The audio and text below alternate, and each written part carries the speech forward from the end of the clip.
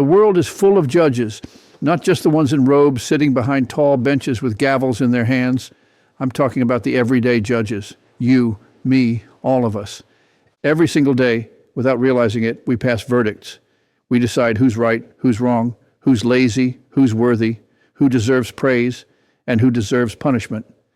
And most of the time we do it so quickly it's like second nature. But here's the problem. Very few of these everyday judges carry kindness in their decisions. Now I know what you might be thinking. Kindness in judgment? That's weakness. The world's trained us to believe that being tough means being cold. That if someone messes up, you slam the gavel, you make an example of them, you move on. But real strength is when you can hold someone accountable without crushing them. When you can see the person behind the mistake. I'll tell you a story. There was a business owner, not the type to sugarcoat things, a straight shooter. One day he discovered that one of his employees had made a massive mistake, not a little typo, not a missed call. I mean a mistake so big it cost the company money and almost cost them a client. Now most bosses would react fast, fire her, get her out, protect the bottom line. That's the easy verdict. But this man didn't do that. He called her in. She sat down, terrified, bracing for the blow. And instead of yelling, instead of pointing fingers, he asked a simple question. What happened? Do you hear the power in that question? Not, what's wrong with you? Not, how could you be so stupid? Just, what happened? She told the truth. She admitted she'd messed up. She said she should have double-checked her work, but didn't. She expected to be shown the door, but instead of firing her, the man guided her. He walked her through the mistake step by step, not to rub her nose in it, but to teach her how to fix it and how to make sure it never happened again.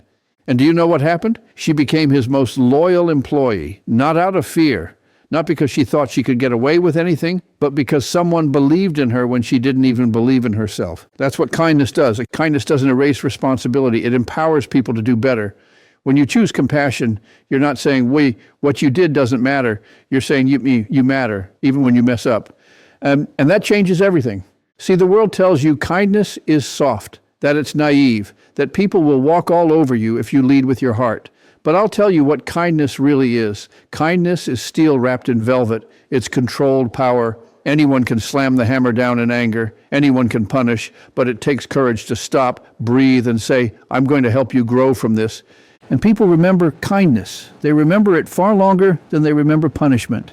That employee, years later, she still talks about that day, not because she escaped being fired, but because she was seen as a human being instead of just a mistake on a spreadsheet. We live in a world that's quick to cancel, quick to condemn, quick to throw people away after one failure. But just imagine if more people decided that their verdict would include compassion. What would happen if bosses, parents, teachers, even strangers on the street looked at someone's mistake and thought, this is a chance to build, not break? The atmosphere would change. Offices wouldn't feel like landmines. Classrooms wouldn't feel like prisons. Homes wouldn't feel like battlefields. People wouldn't walk through life afraid of being crushed by judgment. They'd walk with hope, the hope that even when they fail, they're not beyond redemption.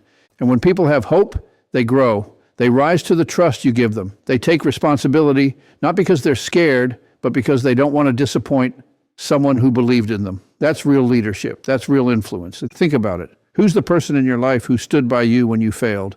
Who refused to give up on you? Maybe it was a parent who stayed calm when you broke something precious. Maybe it was a teacher who said, you can do better, instead of writing you off. Maybe it was a friend who forgave you when you didn't deserve it. Those people, they live in your memory forever, don't they? You don't forget them. You can feel their voice in your heart even now. Now turn that around. Who have you judged too harshly? Who have you written off without giving them a chance to grow? A coworker, a family member, maybe even yourself. Because sometimes the cruelest judge we ever face is the one staring back in the mirror. But here's the good news. It's never too late to change your verdict. It's never too late to look at someone, even yourself, and say, you're not done yet. This isn't the end of your story. Kindness doesn't mean ignoring consequences. That business owner didn't say, oh, well, mistakes happen, forget it.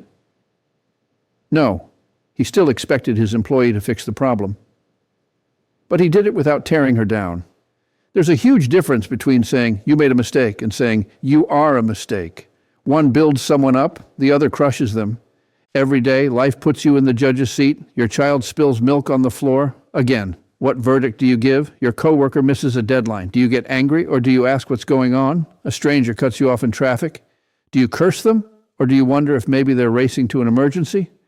Every day you're handing down sentences, Not legal ones, but emotional ones. And those sentences echo louder than you think. Some people will say, if you're too kind, people will take advantage of you. And yes, there will always be a few who try. But far more people will rise to meet your kindness with loyalty, respect, and effort. That employee didn't get lazy because her boss forgave her. She became better. She worked harder because kindness awakens responsibility. It doesn't kill it. Compassion is the strongest verdict you can pass in life because it transforms people. It takes someone who might have walked away in shame and turns them into someone who stays to help you build something great. It takes a moment that could have ended a relationship and turns it into a moment that strengthens it. So what kind of judge do you want to be? The kind who hands out punishment and walks away, or the kind who leaves people better than you found them? Anyone can condemn, but it takes real wisdom to guide. It takes heart to believe that someone's story isn't over just because they made a wrong turn. When you're making decisions about coworkers, children, friends, even strangers, try to pass a sentence that includes compassion, not because everyone deserves it every time, but because kindness spreads.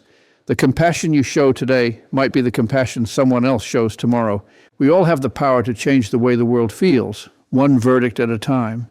And that verdict doesn't have to be loud or harsh to be strong. In fact, the strongest verdict is often the softest spoken. Words like, I believe in you. You can do better, and I'll help you. You matter, even when you mess up. Those words carry more weight than any gavel ever could. So next time life puts you in the judge's seat, remember this. Your verdict should always include compassion, because kindness isn't just something you give to others. It's something that rewrites your own story. And in the end, it's not about who you judged, it's about who you lifted. Matter is dismissed. I'm going to dismiss it. Case is dismissed.